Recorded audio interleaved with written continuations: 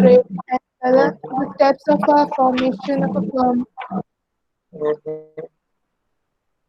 Faiza Khan. Faiza, are you there? Faiza, Yes, sir. can you tell something about bus chapter? Sir, I really don't have any idea. No idea. Okay. No, sir. This Kanak Gurjar. Kanak Gurjar. Yes, sir. Can you tell something? Yes, sir. So from chapter one, I remember Okay. the uh, object of business and commerce Hmm. importance and the business classification, industries and commerce. Hmm. Okay. Okay. Now this Shivam Parikh. Shivam, can you tell something? Yes sir sir जो basic terms जो थे sir जैसे cash purchase credit purchase जो ऐसा और sir credit discount cash discount I'm asking about BS, bus chapter of BS.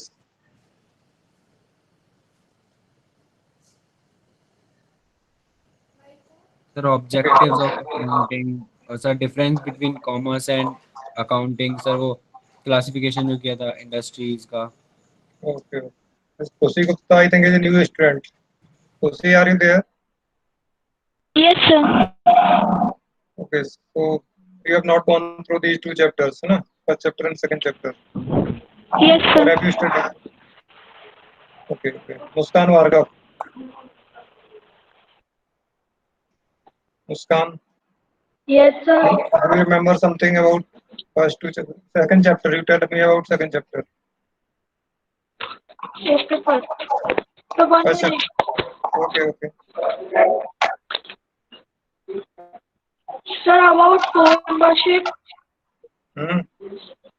retrievership, joined into family business, Okay. and about partnership Okay. Okay. and Okay. Salam, sir. Okay. Sairam Kusakra. हाँ Kusakra बताओ. Tell me about something about second chapter. Do you remember something about second chapter? Sir मैं तो Yes. खुद अभी join हुआ हूँ Okay. Okay. Okay. No problem. है ना? After then, Aditi Soni. You tell something about second chapter. What were the Forms topics of or some business topics you can recall? forms of business in the private sector and their features. Okay.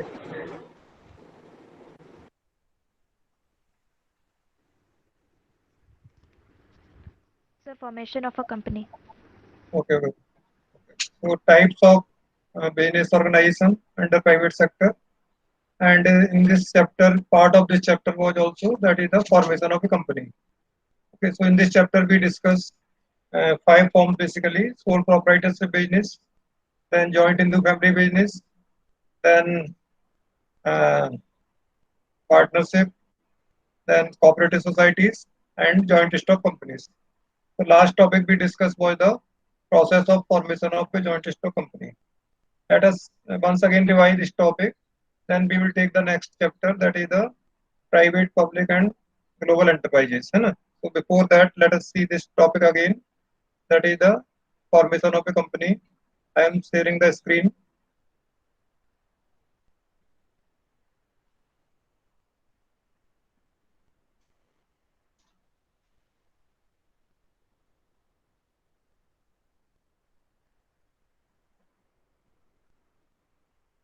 Now,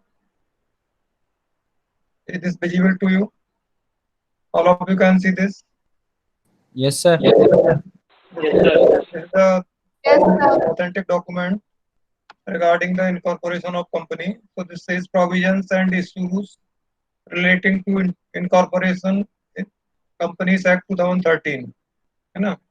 And Companies Incorporation Rules 2014. So as we have discussed, companies are regulated by Indian Companies Act 1956, and this act is recently amended. Many amendments, many changes were made in 2013. Now it is known as Companies Act 2013. Okay. So this says 15 types of companies can be formed under this new Companies Act 2030. So they are broadly falling under the categories of public, private, and one-person company. So these two we have discussed: private company and public company. We have already discussed, and I also introduced about one-person company. So what is this one-person company? That's why I have taken this topic here especially to introduce this one-person company (OPC). And I remember, if you can recall, in a private limited company there must be at least 2 persons, and in a public limited company there must be at least 7 persons. So earlier, before 2013, a one single person or one person could not form a company. But Companies Act 2013 introduced a new form of company that is called as one-person company. As name suggests, this company is run by one single individual. That's why it is called as one-person company. So what are the criteria to form this one-person company or OPC? The first criteria is that the person should be a natural person. Means as we have already discussed, companies are also considered as person, but they are the artificial person. So artificial person cannot start one person company. Only natural person can start in a one person company, like you and me. This one person company can be started by a natural person, and that natural person must be a citizen, Indian citizen and resident both. Some people are citizens but they are not resident. Some people are resident in India but they are not citizens. So according to Citizenship Act, they must be citizens of India and they must be resident. They are residing in India for required number of days as prescribed by Income Tax Act. Then they will be considered as residents of India. Okay, so two conditions are there for formation of OPC or one person company, that it can be formed by a natural person who is the Indian citizen and Indian resident who are residing in India. Second condition imposed is that a minor cannot be a member or nominee or hold share with beneficial interest. Okay, so as we have already discussed in partnership, okay, so minor cannot make a legal agreement or valid agreement. That's why here also minor is being prohibited to be the member or nominee or in a beneficiary in this one person company. Okay. Now, what is the limitations? One person shall be a sole member nominee in only one company. If the person becomes a member in another one person company, then he shall within a period of 180 days meet the eligibility criteria specified above. Okay. So only you can be a member in one company, one person company. You cannot join many one person companies at a time. And conversion, there are certain criteria where this one person company will be converted into a private limited company or public limited company. So what are the criteria of conversion? The OPC cannot be converted into a company under Section 8, the charitable companies, company carrying on non-banking financial investment activities. Voluntary conversion not permitted within a period of 2 years unless its paid up capital exceeds 50 lakh or turnover exceeds rupees 2 crores. So if these one person company want to convert themselves in private company or public company, there is a lock-in period or minimum time period, that is the 2 years. So first of all, they have to complete 2 years time and their capital must be 50 lakh rupees or more, or their turnover. These two conditions, one should be satisfied. Either capital exceeds 50 lakh rupees or their turnover exceeds rupees 2 crores. Then they can convert this company into another form. One person company can be converted into private limited company or public limited company in these two conditions. So first 2 years they cannot be converted. And second condition is that their capital either should be more than 50 lakh rupees or their turnover means sales must exceed rupees 2 lakh, 2 crore, sorry. Compulsory conversion. The OPC shall voluntarily convert itself within 6 months into a public or private company on satisfying the following conditions. In these conditions, it will be converted: increase in capital, paid up capital beyond rupees 50 lakh, average turnover during the period exceed rupees 2 crores. In this case, these are the not important factors for us. voluntary conversion, penalty, this is not important. Okay. Now,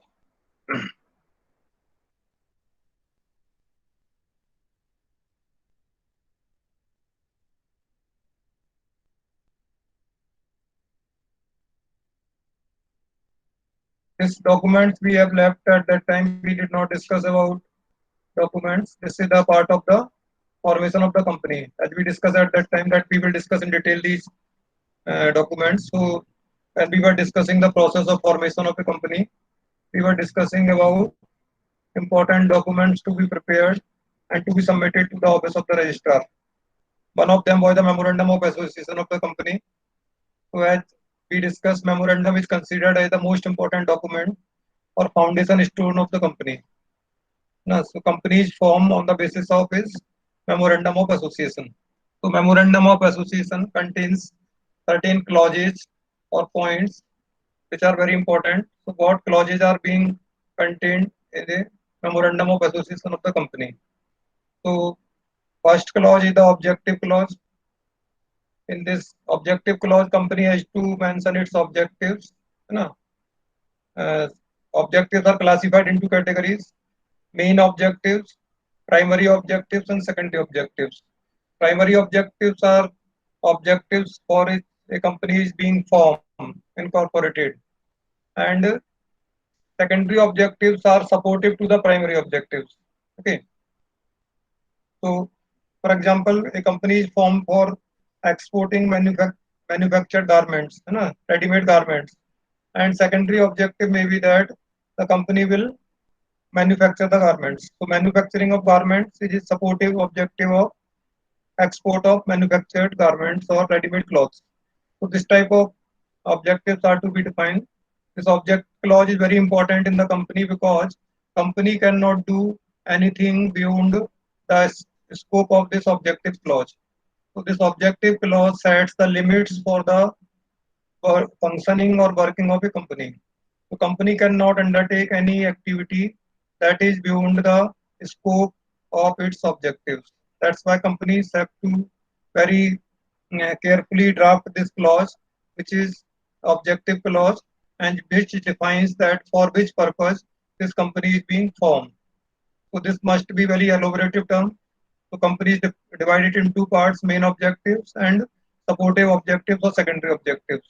So secondary objectives are basically meant for primary objectives. They support in fulfilling the primary objectives of the company. Second clause is a liability clause. I have already discussed with you that companies normally have limited liability. The liability of members in a public limited company is limited up to the amount of share, unpaid amount on their shares. Means that in case of loss to the company, the private assets of the members cannot be taken. Only the amount of capital they have contributed to the company that can be taken, or if any amount is still to be paid on their shares, that much amount can be taken from the personal assets. So this is to be mentioned in the liability clause. So companies write that the liabilities of the members are limited up to the amount of shares held by them. So this is to be mentioned in the liability clause. So this defines the liability, whether the liability is limited or unlimited. Normally, the liability of members in a public limited company is limited. Name clause, as we have already discussed that company has to get its name approved, promoters have to get the name approved. So we have already discussed the process, how the name is to be approved. And the promoters will send a list of 3 names in order. So registrar of companies will consider, and then it will finalize. So what are the criteria to decide the name? There are certain restrictions. First thing is that no company shall be registered with a name which is identical or similar to any existing company. Your company's name should not be similar to any existing company. It will create a confusion in the mind of customers or other stakeholders involved with the company. That's why it should not be similar. It should not be identical to a similar company, or containing the words expressions which is likely to give an impression that the company is connected with the state or central government. And in no such words should be used in the name of the company that will give an impression that this company is promoted by the government or protected by the government. It's not a government company.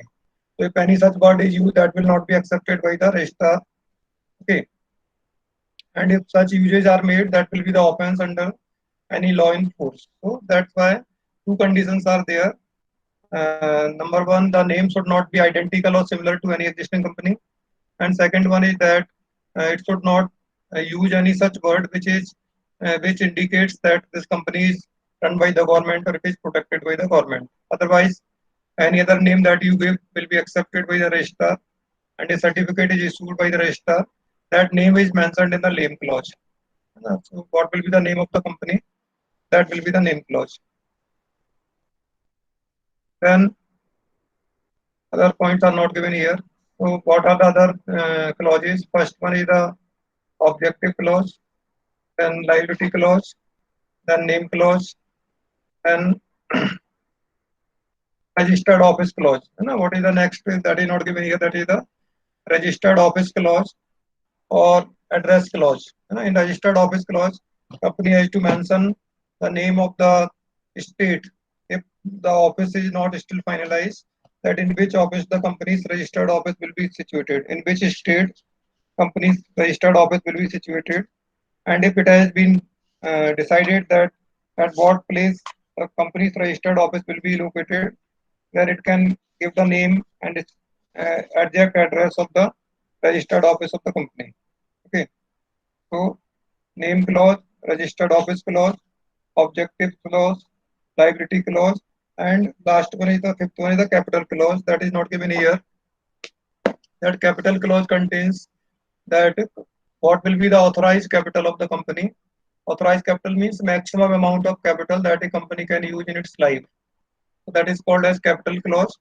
In capital clause, company has to write that what will be the total amount of capital of the company, and it will be divided into shares of what denomination. So suppose a company's capital is 10 lakh rupees, so it says company's authorized capital will be 10 lakh divided into 1 lakh shares of rupees 10 each.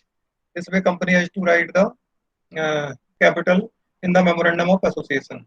Okay, so these are the 5 clauses in the memorandum of association. First one is the name clause basically. Second one is the objective clause. Third one is the liability clause. Fourth one is the capital clause. And fifth one is the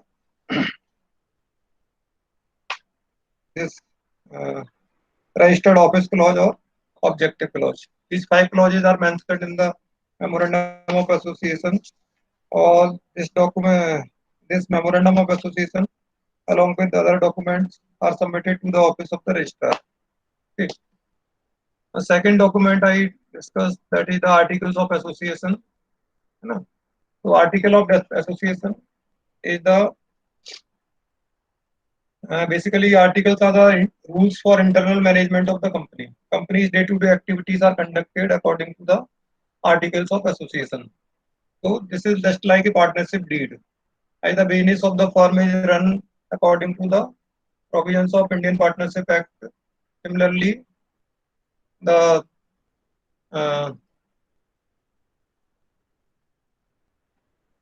is it recorded or not? देख के बताएगा recording हो रही है किसने इसकी? Recording is on or not? Yes, sir. It is on, no? Okay.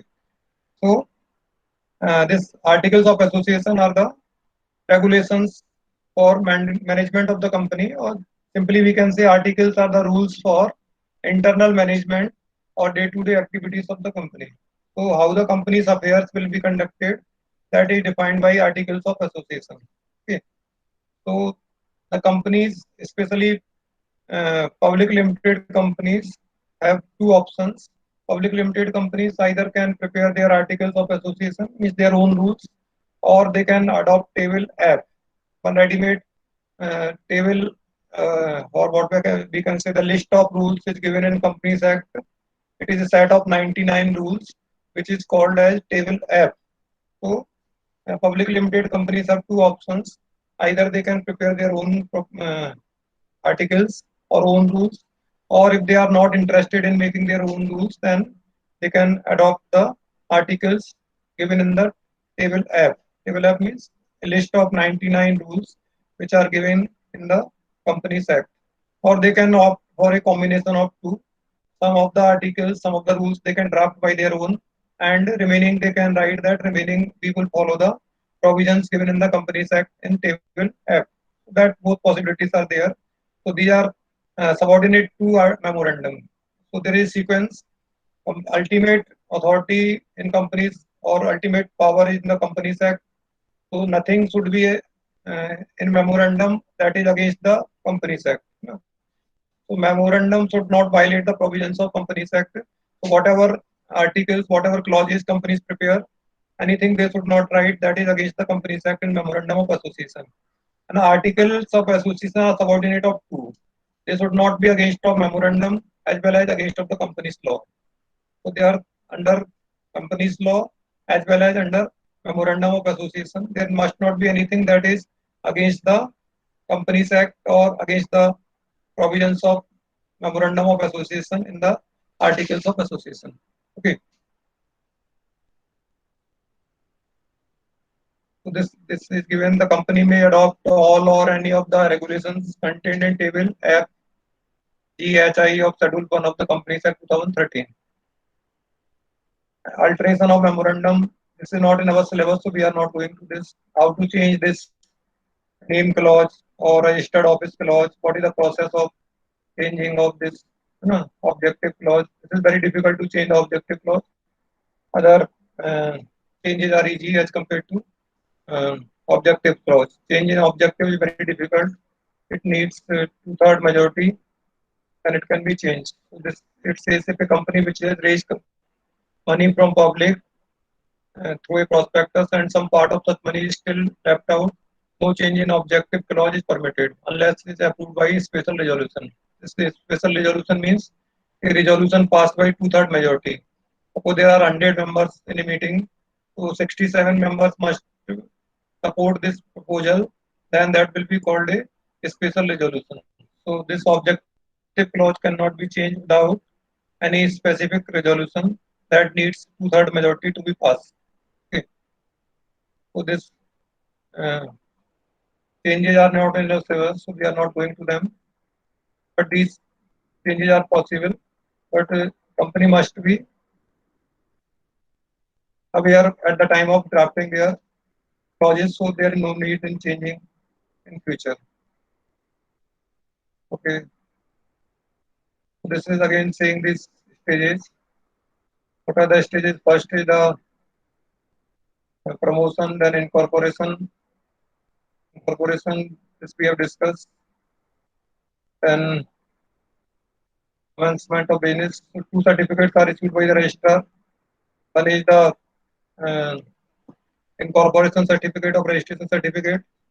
As I said that a private company can start its business just after starting commence business, registration certificate or incorporation certificate, because a private company don't have to collect capital from the public. Private limited company can start its business just after getting the incorporation certificate or registration certificate. But a public company cannot start its business. It has to go for two more stages. Third stage was the capital subscription. In capital subscription stage, it has to seek approval from SEBI. It has to list its share in the stock exchange. It has to issue a prospectus. It has to allot the shares. It has to appoint the brokers, bankers, underwriters. Then only after getting the minimum subscription, it can allot the shares. And then it should ask for the commence business certificate. When company has raised the capital, it will ask for another certificate that is called commencement of business certificate. So this is given here. A company having share capital cannot commence business until it has filed declaration containing the following with the registrar within 180 days from the date of incorporation. So within 180 days from the date of incorporation, it has to file these two documents. Declaration to be filed by the directors that the shares that have been taken by the subscriber to the memorandum and articles has been fully paid up. So if any shares are taken by the persons who have signed the memorandum, they have also paid the money for that, and their share capital of the company to be not less than rupees 5 lakh in case of public company, and not less than rupees 10 lakh in case of a private company. So this is the condition. The company to file with the registrar a verification of its registered office this can, after this, registrar will issue a certificate that is called commence business certificate, and a public company can also start its business after getting the commence business certificate. Okay, so these two certificates are issued by the registrar for a public limited company. First is the incorporation certificate, and a private company can start business just after incorporation. And second one is the uh, commence business certificate that is issued after company is able to collect minimum capital, and a certificate or declaration is filed in the office of the registrar. Then registrar will issue another certificate that is called commence business certificate, and public company can start its business just after getting the commence business certificate. Okay. Now I am stopping this sharing and I am coming back.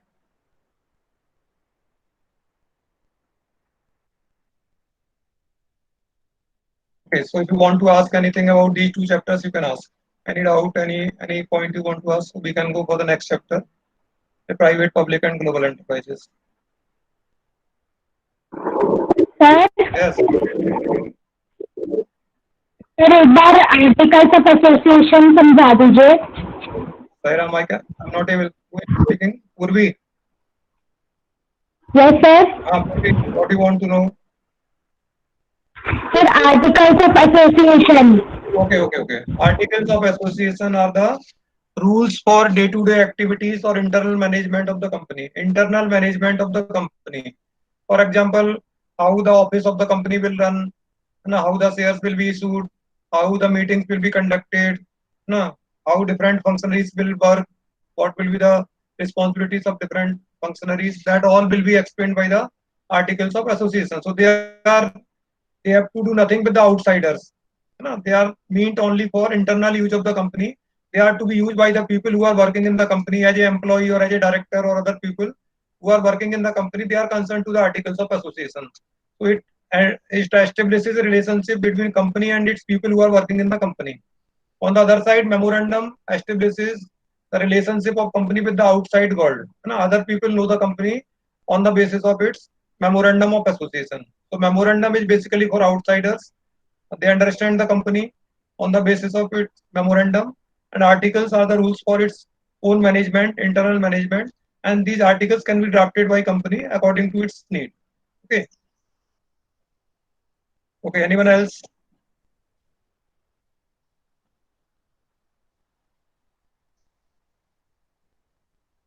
Hi Ram.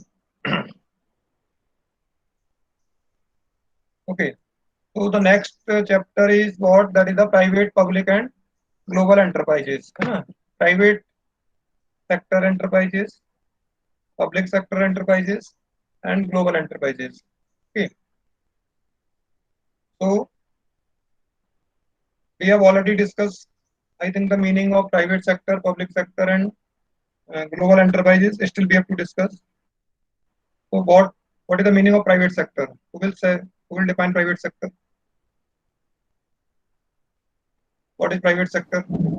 So which is owned by a private person, individual person. So the business which is owned by individual or group of individuals, that is called private sector business. Any business which is owned by individual or group of individuals, that is called as private sector business. And public sector, owned by government. the business which is owned by the government, and any government, maybe central government or state government or by both. Some part is owned by central government and some by central government. That is called as public sector. So all PSUs or public sector enterprises are owned by the government, and on the mix of these two is called as joint sector or mixed economy. That is the business enterprises owned by government and individuals. They are called as joint sector, or in large term we say mixed economy. Okay. So we have 5 forms of business under private sector that we have already discussed. Which are the 5 forms under private sector? Who will say? Sole proprietor, partnership, Okay. cooperative, company, and joint in the family. So there are 5 forms of business under private sector: sole proprietorship business, then joint into family business, then partnership business, cooperative societies, and joint stock companies. First three are unregistered basically, and last two are the registered entities, legal entities. Cooperative society registration is compulsory, and in companies registration is compulsory, and in three, sole proprietorship business, joint into family business, and partnership registration is not compulsory. Okay. Similarly, in public sector we have three forms of business. Just like private sector we have five forms. In public sector we have three forms. First one is called departmental undertakings. Departmental undertakings. They're like railway. Example of departmental undertaking: railway or post offices. They are the part of the departmental undertakings. Second one is the public corporations or statutory corporations. Second form of business under public sector is public corporations or statutory corporations, like Life Insurance Corporation (LIC), General Insurance Corporation, Food Corporation of India. These are the public corporations or statutory corporations. So first form is the what I said, departmental undertaking. It's not departmental store. Departmental stores are different. So these are not departmental store. These are the departmental undertakings. Second are the public corporations or statutory corporations, and third are the government companies. Government companies like Air India Limited, NFL Limited, National Fertilizer Limited. These are the examples of government companies. Okay. So three forms of business under public sector. One is the departmental undertakings. Second one is public corporations or statutory corporations, and third one is the government companies. Okay. So first form of public sector is the departmental undertaking. Okay. So departmental undertakings are the extension of ministry itself. They are the part of the government, and they are considered as the extension of the ministry itself. And minister concerned is the boss of this departmental undertaking. For example, railway is considered as the part of the railway ministry, and railway minister is the ultimate authority or boss of the railways. Okay. So these public sector undertakings, departmental undertakings are established to meet the needs of the society, especially provide services to the society. And these are financed by the government budget. Government provide funds. Their incomes are deposited to the government treasury, and they are accountable to the parliament. The report of these departmental undertakings is submitted to the parliament, and members of parliament can ask the questions, discuss the report of the performance of the departmental undertakings, and minister concerned will have to answer the queries raised by the members of parliament. Okay, so this is under direct control of the government. It is a part of ministry, extension of the ministry, and the minister concerned is the supreme authority or boss of that departmental undertaking. Best example in India is the railway. So railway is considered as a part of the railway ministry, and railway minister is the boss. Who is the present railway minister of India? Can any of you tell? Present railway minister of India.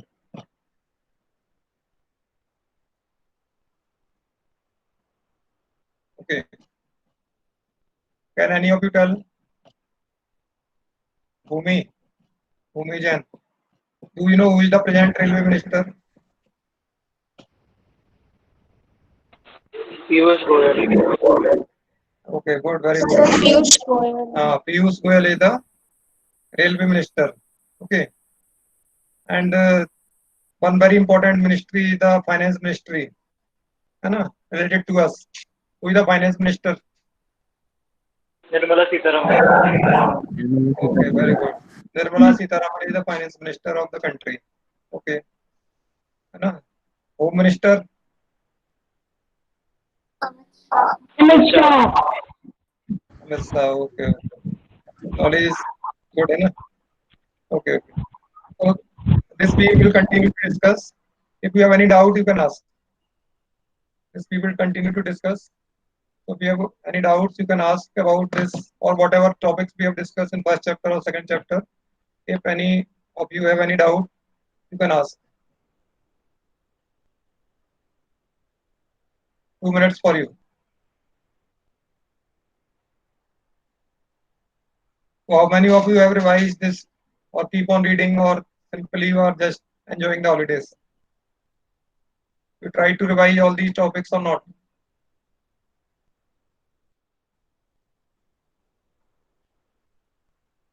Sir बीच में किया था एक बार। अच्छा उसको बाद छोड़ दिया। Okay, good. Now what we will do? So it is not we don't know how long this corona effect will continue. So we have to continue with the online classes. To take it as seriously as you take in the offline classes. Try to prepare your notes or whatever method you want to adopt to study, but try to study thoroughly. Prepare the topics. Okay. So tomorrow we will have the class of accountancy. And in accountancy, I think we were discussing journal. We were discussing about journal entries. Some of the entries we already discussed. So again, we will revise from beginning. Without that, it is difficult. So you try to read today what we discussed. Two, three important things to revise. One is the types of accounts. We have discussed types of accounts in two approaches: modern approach and traditional approach, and rules of debit and credit. That is very essential for journal. So you read or revise these two topics. That is rules of debit and credit and types of accounts, without which journal entries cannot be passed. Okay, so that's all for today. You can leave the meeting one by one. I shall leave at last. Sairam. Sairam, Sairam, sir. Sairam sir, thank you Saram, sir. sir. Sairam sir, thank you so Sairam sir, thank you sir. Sairam.